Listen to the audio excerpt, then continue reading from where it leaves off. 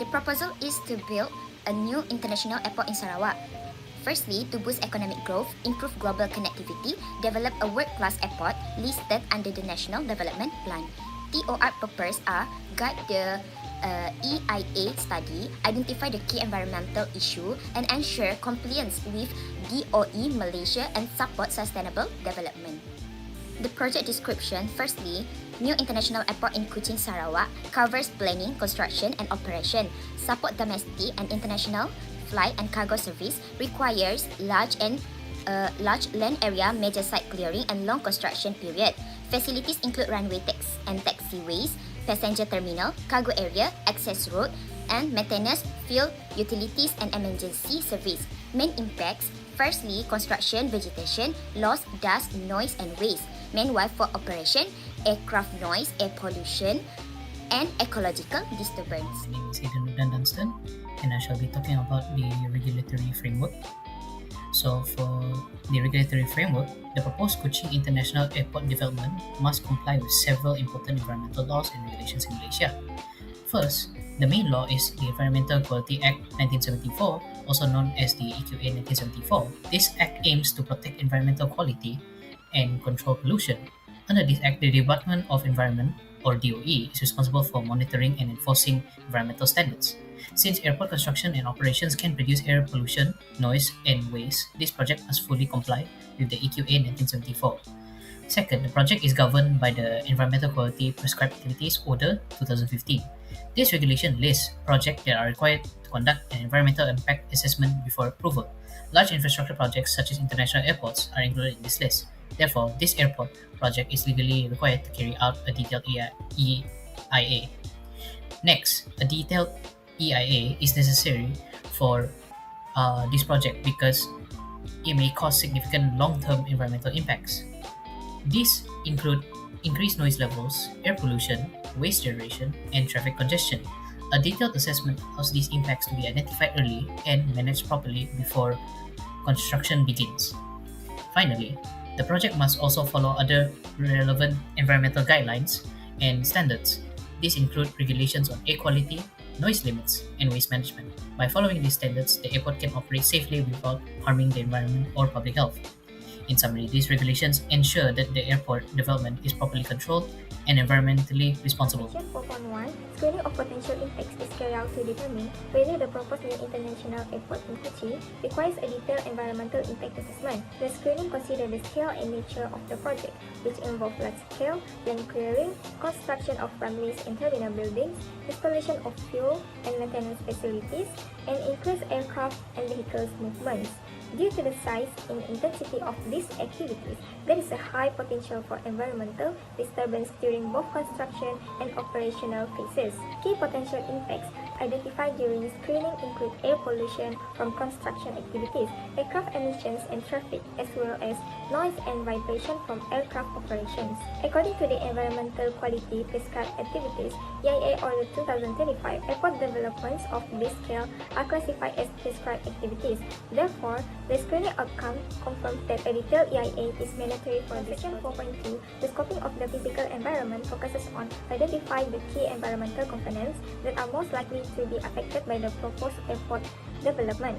Air quality is a major concern, as construction activities may generate dust and particulate matter, while airport operation will contribute emission from aircraft engines, ground support equipment, and increased vehicular traffic. Noise and vibration are also significant issues due to aircraft takeoff, landing, taxiing, and construction activities, which may affect nearby residential areas and sensitive receptors.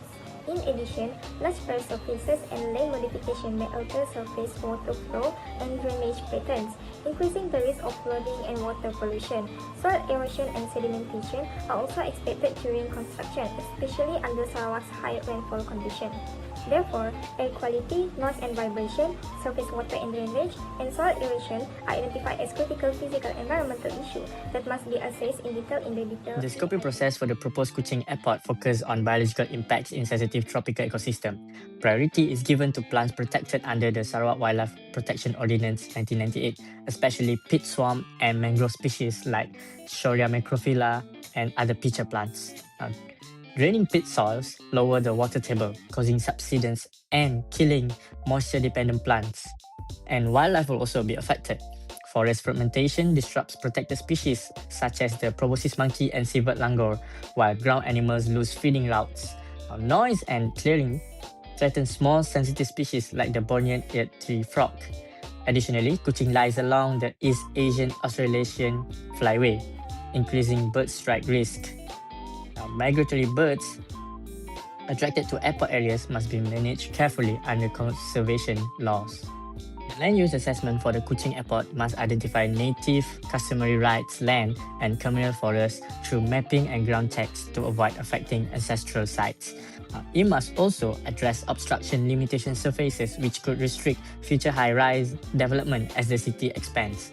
Human health scoping focuses on noise and air pollution, using noise exposure forecasts to protect sensitive areas like hospitals, schools, and nearby housing, especially across flat peatlands. Finally, livelihood impacts must be assessed through socio-economic surveys with alternative income plans provided for communities affected by relocation or loss of land. For the next slide is about the air quality. Before the constructions, the ambient air quality at Kuching is generally good.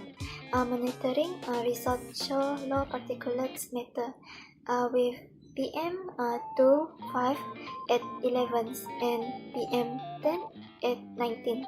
Gases, pollutants such as carbon monoxide, sulfur dioxide, nitrogen dioxide, and ozone were also recorded at low concentrations and within air quality guidelines.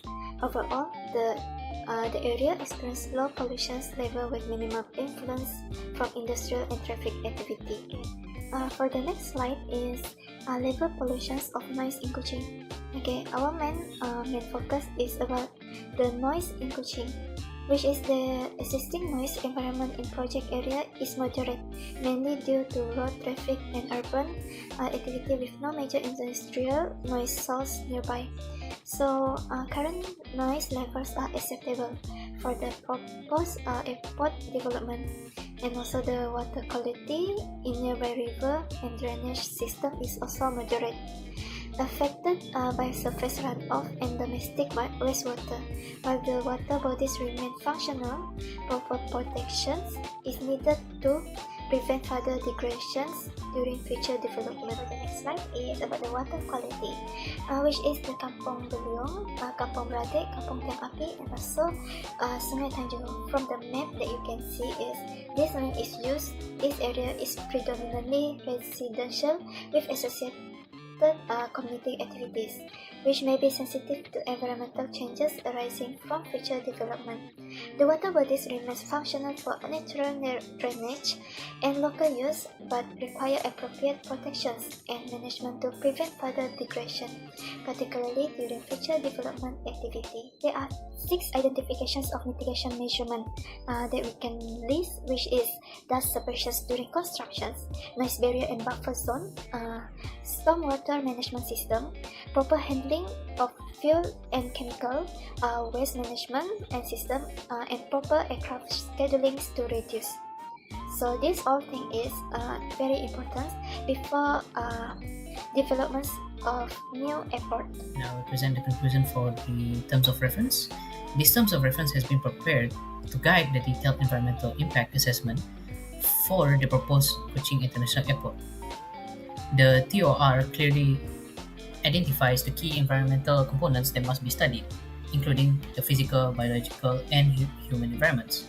It outlines the baseline studies, impact assessment methods, and mitigation measures needed to manage potential environmental risks by including life cycle assessment, carbon emission analysis, and sustainability considerations. This TOR ensures that environmental issues are addressed in a systematic and scientific manner. Overall, this TOR serves as an important guide for both the project developer and regulatory authorities. It ensures that the airport development complies with Malaysian environmental laws and follows best environmental management practices.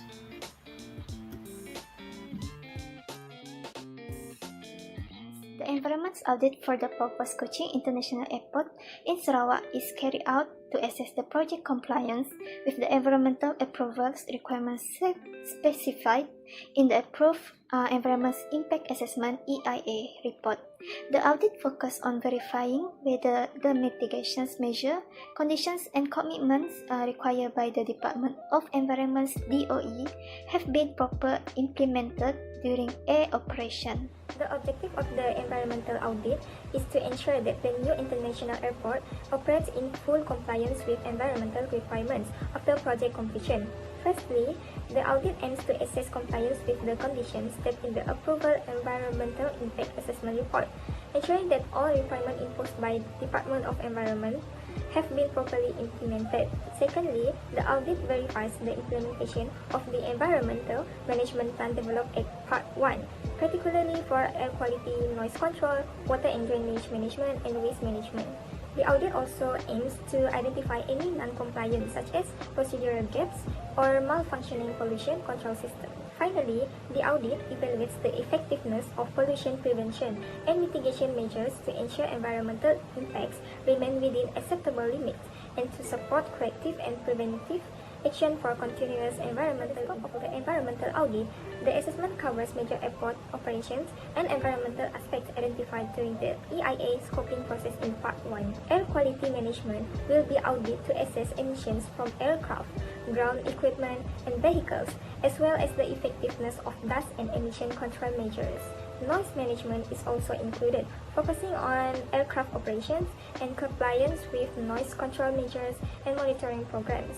The audit scope also includes waste management practices, covering the handling and disposal of solid and scheduled waste generated during airport operations. Full storage and spill prevention measures will be reviewed to ensure adequate storage system, spill control facilities, emergency response procedures, and staff training. In addition, stormwater and drainage system will be audited to prevent flooding and water pollution. Lastly, environmental monitoring and record keeping will be assessed to ensure compliance and proper. Next, I will explain the methodology used in the environmental audit. First will be the document review. The document review will be carried out. Important documents such as approved EIA report, environmental management plan, monitoring reports, and operational procedures were examined. This helps to ensure that the audit follows legal requirements and approved conditions. Next will be the site inspection. Site inspection will be conducted at the airport. These inspections focus on air quality control areas, waste storage facilities, fuel storage areas, and drainage systems. By observing these site conditions, auditors can verify whether mitigation measures are properly implemented. Next will be interviews with responsible personnel. Interviews will be conducted with environmental officers and operational staff. These interviews will help assess their understanding of environmental responsibilities, daily management practices. They also provide an insight into challenges faced during environmental management. And lastly will be the verification of environmental monitoring data.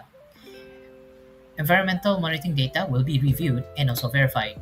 This includes air quality readings, noise measurements, and waste management records.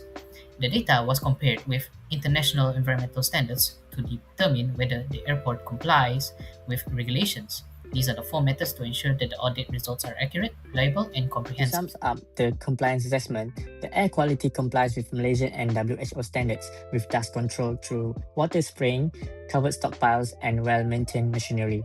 Noise level meets DOE limits by restricting noisy activities to approved hours and continuous monitoring. Water quality is protected using sediment traps and proper runoff control to meet DOE standards. Waste management follows scheduled waste regulation, ensuring safe storage and licensed disposal. Land clearing is limited strictly to the project boundary to protect biodiversity and prevent erosion. Audit report document results, finding and recommendation. It assesses compliance with EIA condition, EMP and environmental laws. It's submitted to project owner and authorized as official record, where finding classified as compliance, minor non-compliance, major non-compliance, and improvement. For non-compliance, it leads to corrective action plan (CAP), where there are 3. Firstly, problem description and evidence, root cause analysis, and lastly, action, responsible person, and deadlines. And then follow up through audits, site inspection, and monitoring. The purpose of this is to ensure effectiveness, resolve issue, reduce impact, and improve environmental management. Environmental auditing ensures full compliance of the proposed new international airport in Kuching, Sarawak with approved EIA conditions and DOI requirements. It is also to verify effective implementations of the environmental management plan, EMP and pollution prevention and mitigation measures. The sustainable airport operations by identifying non-conformance and improving control of air emissions, noise, water pollution, and waste. The environmental auditing enhance environmental performance, prevent environmental degradation, and support sustainability objectives.